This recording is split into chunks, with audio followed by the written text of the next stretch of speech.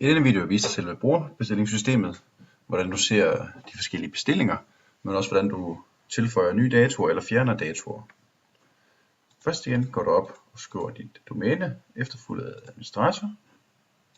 Logger på med brugernavn og adgangskode. Klikker og logger på.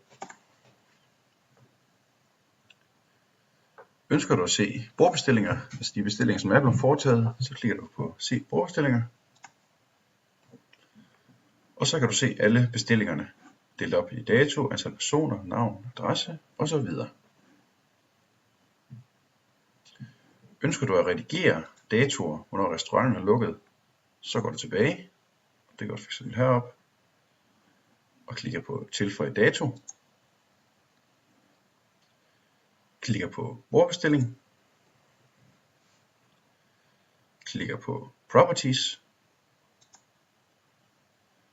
Gå herned, hvor der står CSS and JavaScript. Og så har du de forskellige datoer her.